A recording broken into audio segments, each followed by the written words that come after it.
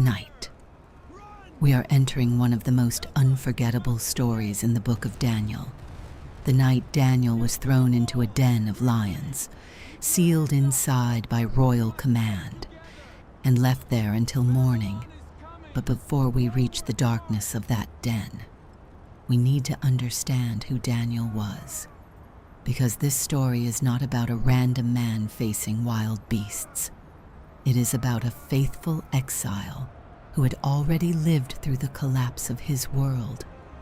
Daniel was a Jew from Judah, part of the people of Israel's southern kingdom, when foreign armies conquered Jerusalem. Many young people from noble or important families were taken away to Babylon, the great empire that ruled far from their homeland. Daniel was one of them.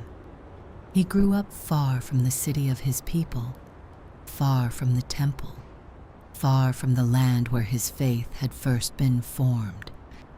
But Daniel did not disappear inside the empire that captured him.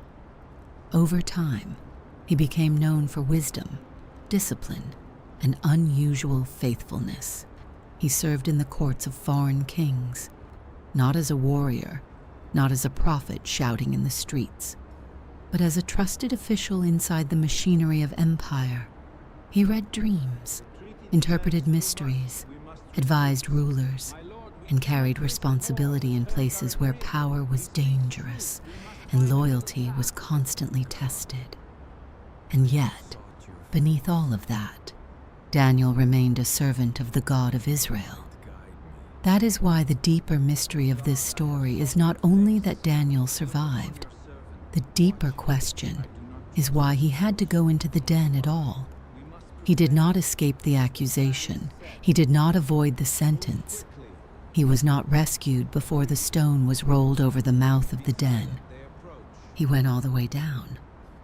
The biblical story names the king as Darius the Mede, a ruler whose exact historical identity is still debated by scholars. But inside the story itself, his role is clear. He is the king with the power to sign decrees, appoint officials, command servants, and seal a man's fate. Yet when the trap closes around Daniel, this king will discover that power can become a prison of its own. The night at the lion's den is often remembered as a simple miracle story. A good man is thrown to beasts. God protects him, and he comes out alive. But the story is more haunting than that. Before Daniel ever hears the lions in the dark, there are whispers in palace corridors. There are officials watching, calculating, searching for weakness. There is a law written with beautiful words and deadly intent. And there is a king who does not understand what he has done until it is too late. So the question that guides this story is not only, how did Daniel survive the lions? It is this: why was Daniel allowed to enter the lion's den at all? And what does his survival reveal about God's presence when human power has sealed every exit? To follow that question, we must begin far from the den itself. We must begin with Daniel, a man taken from his homeland, placed inside a foreign empire, and remembered because even there, his deepest loyalty could not be conquered. Daniel's story begins long before the lion's den. He was not born inside the empire he would one day serve. He came from Judah, the land connected to Jerusalem, the city that stood at the heart of his people's worship and memory. But Judah had been crushed by imperial power, and Daniel was carried away into exile. To be in exile meant more than living in another country. It meant living under the rule of the people who had defeated your homeland. Babylon took Daniel away from Jerusalem, but it did not erase him. In the biblical story, Daniel is brought into the world of royal courts, education, politics, and power. He learns to live among foreign customs and foreign rulers, yet he does not surrender the faith that shaped him. His life becomes a quiet tension. He serves kings who do not worship his God, but his deepest loyalty remains with the God of Israel. By the time we reach the story of the lion's den, Daniel is no longer a young captive newly brought into a strange land.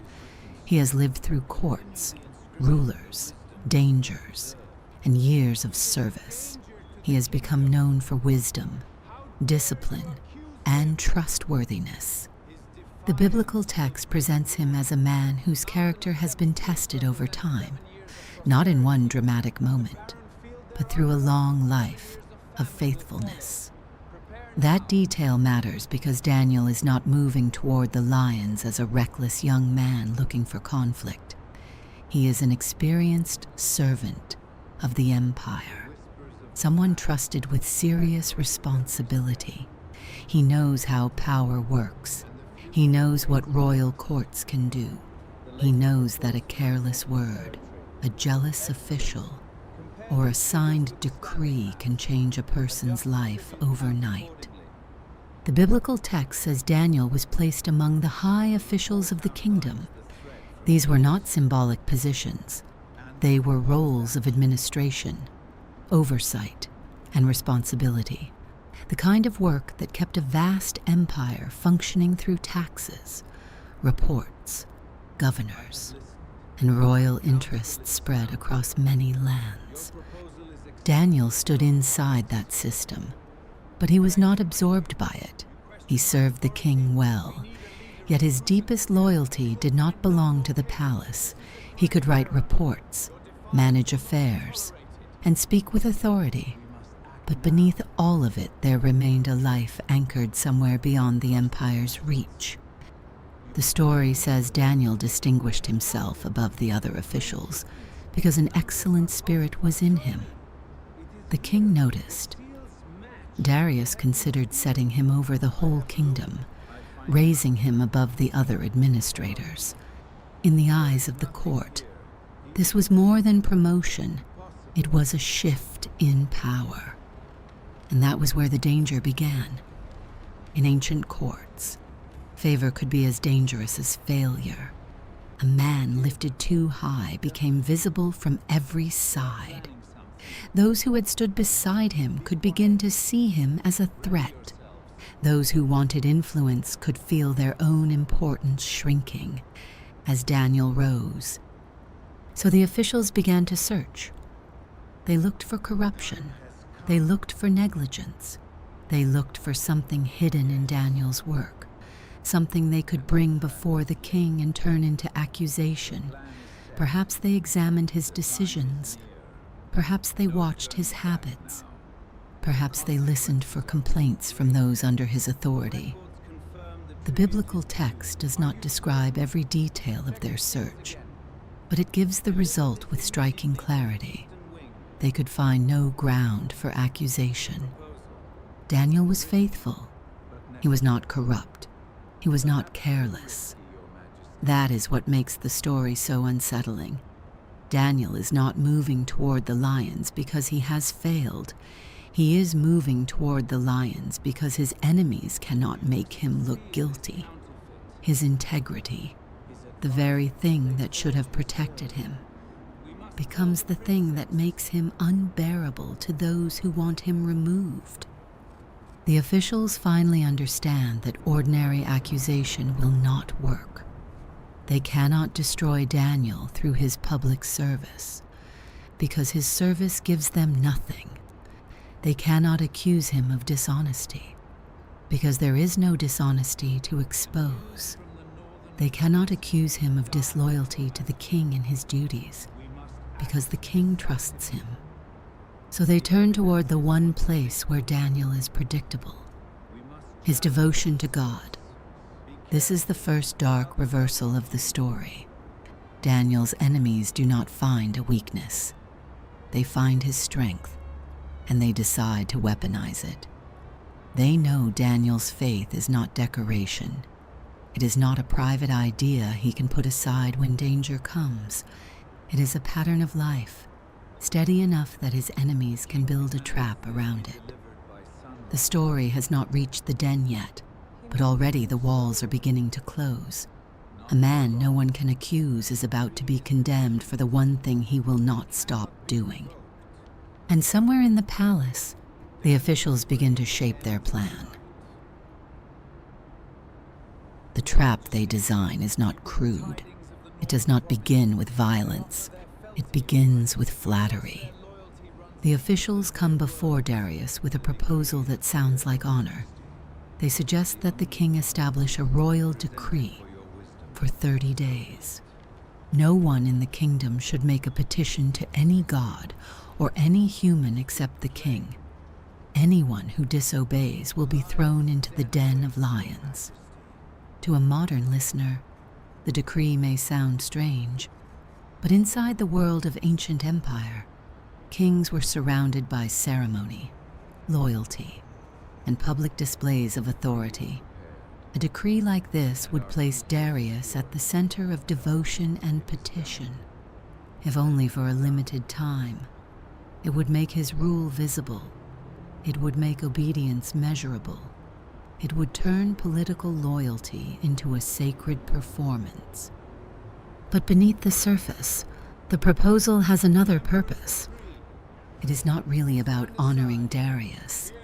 It is about trapping Daniel. The officials know something the king does not yet understand. They know Daniel will not stop praying to his God. They know his devotion is not occasional, not hidden behind convenience, not dependent on royal permission. So they do not need to invent a false charge. They only need to create a law that turns Daniel's faithfulness into a crime. This is where the story becomes sharper.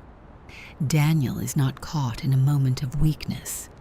He is caught because his enemies trust his consistency. They are so certain he will remain faithful that they build the entire plan in it. Darius signs the decree. The biblical story uses the language of the law of the Medes and Persians, a law that cannot be revoked. Whether we read this as the story's way of emphasizing royal permanence or as part of the court world it describes, the effect is clear. Once the law is written and sealed, it begins to move beyond the king's easy control. The decree leaves the palace as a command. What began as envy in private rooms now becomes public law. Words written on a royal document begin to reach across the city, across officials, servants, households, and watchers. For 30 days, prayer itself has been placed under the shadow of death. Not all prayer, not prayer that honors the king, not petition directed toward the throne. The law is narrow enough to flatter Darius and broad enough to condemn Daniel. This is the second dark reversal of the story. The king thinks he has increased his authority, but he has actually surrendered part of it. He has signed a law that will soon force him to do what he does not want to do.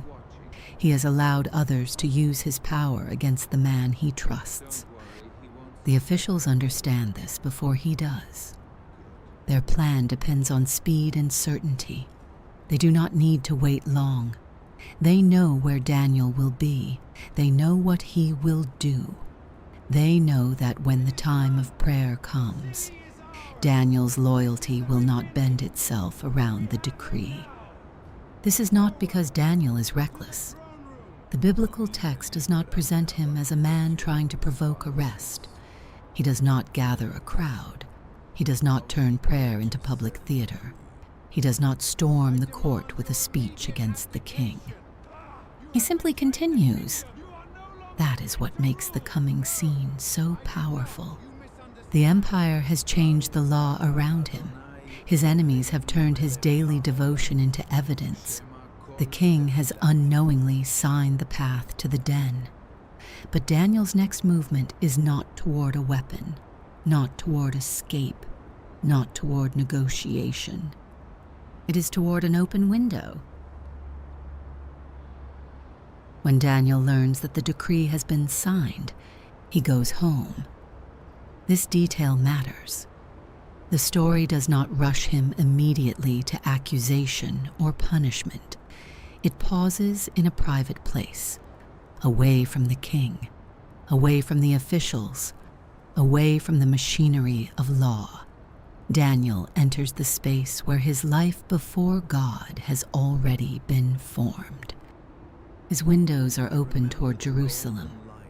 For viewers who may be hearing this story for the first time, Jerusalem was not simply a city on a map. For Daniel and his people, it carried the memory of worship, covenant, temple, exile, and longing. Daniel lives in a foreign empire, serving a foreign ruler, surrounded by foreign power.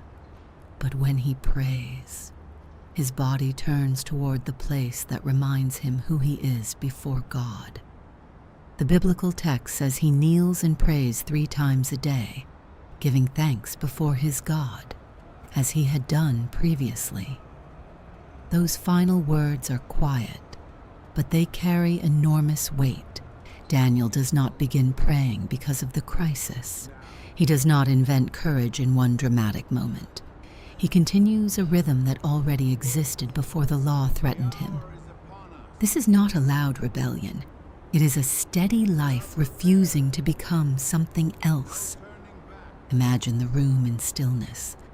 The city outside may be carrying the news of the decree. Somewhere, officials may be waiting, knowing the trap has been set. But Daniel kneels as he has knelt before. The open window lets in air, light, perhaps the distant noise of the city, but the center of the scene is quiet. And in that quiet, the conflict becomes clear. The law says no one may petition any god or man except the king.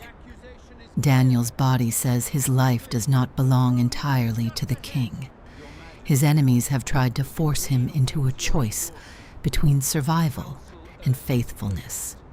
And Daniel does not make a speech explaining himself. He simply prays. The officials find him there. The story says they came by agreement and found Daniel making petition before his God. It is a chilling moment because they are not surprised. They came expecting to find exactly this. They knew Daniel's loyalty would be visible. They knew the open window would become their evidence. Then they go to the king. At first, they do not begin with Daniel's name. They begin with the decree. They remind Darius of the law he has signed. They ask whether he has not forbidden petition to anyone but himself for 30 days, with the penalty of the lion's den. The king confirms it. Only then do they bring Daniel forward in words. Daniel, one of the exiles from Judah, has paid no attention to you, O king, or to the decree you signed. He makes his petition 3 times a day. Their accusation is carefully shaped. They do not merely say Daniel prayed. They frame his prayer as disrespect. They call him one of the exiles from Judah, reminding the king that Daniel is a foreigner, a man from a conquered people. They make his faithfulness sound like political contempt. And now Darius understands. The biblical text says, the king is greatly distressed. He sets his mind to deliver Daniel, and he works until the sun goes down to rescue him. This is one of the most human details in the story. Darius is not pictured as eager for Daniel's death. He sees, too late, that the decree was a weapon and that his own signature gave it force. But the officials are ready for this as well. They return to the king with the same cold logic of law. No decree or ordinance established by the king can be changed. The trap closes not only around Daniel, but around Darius. The king who signed the law cannot now use his desire to undo it. Here the story reaches a painful irony.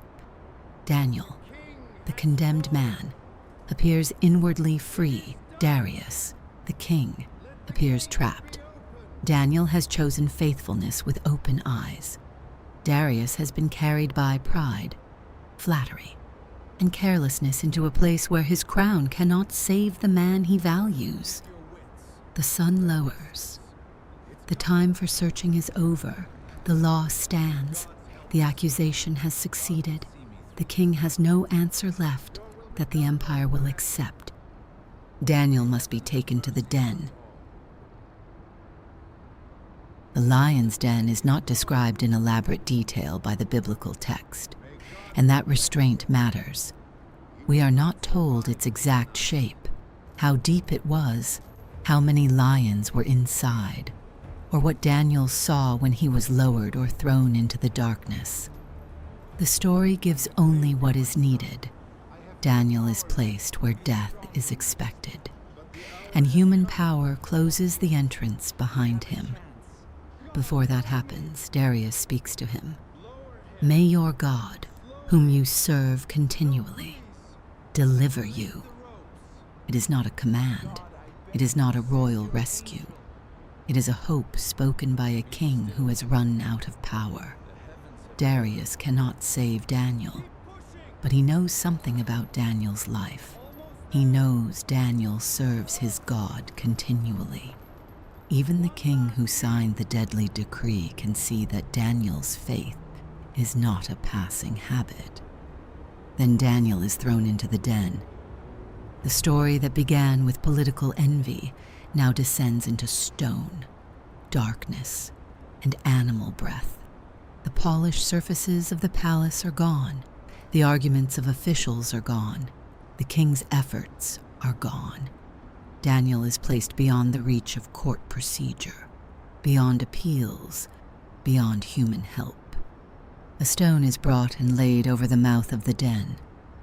Then the king seals it with his own signet, and with the signet of his nobles, so that nothing concerning Daniel might be changed. The image is severe. The same system that could not find guilt in Daniel now seals him under the authority of law. The stone says the matter is closed. The seal says no hand may interfere. The darkness says no witness can see what happens next.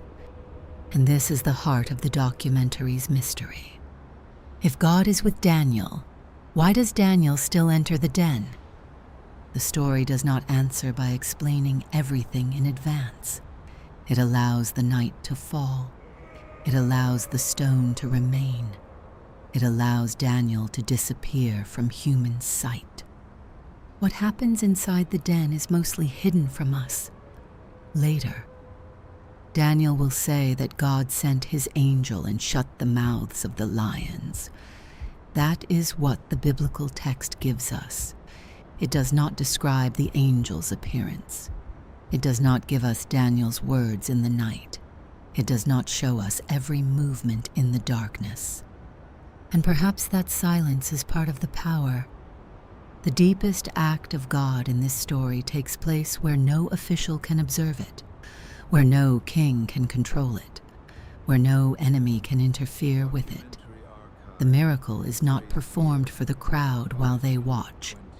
It is hidden behind stone and seal, in the place where Daniel appears to be completely alone. But above the den, another kind of darkness begins. Darius returns to his palace. The king has everything that should bring comfort. He has rooms, servants, lamps, food, music, and the protections of power. But the text says he spends the night fasting. No diversions are brought to him. Sleep flees from him. The palace becomes its own kind of den. Below, Daniel is shut in with lions. Above, Darius is shut in with regret. Daniel is in danger from beasts. But Darius is tormented by the consequences of his own authority. He signed the decree. He was flattered into a trap. He tried to undo it. He failed. This parallel night gives the story its emotional depth. The powerless man below may not be the only trapped soul in the story. The king above, surrounded by royal space, cannot free himself from what he has done. The law that seemed to honor him has revealed his helplessness. The night stretches. No messenger comes from the den. No report can explain what is happening. The officials may believe the matter is finished. The stone remains sealed. The lions remain unseen. Daniel's voice is absent from the story until morning. For the viewer, this silence matters. It keeps the question alive. Daniel's faithfulness has brought him here, but faithfulness has not kept him from the den. The king's affection has not rescued him. The law has not protected the innocent. The system has done exactly what envy designed it to do. And yet the story has not ended. The sealed stone is not the final scene. The night is not the final word. The darkness is not empty, though no one outside can prove it yet. Only morning can reveal what happened where human eyes could not reach. At the first light of dawn, Darius rises and hurries to the lion's den. The image is almost desperate.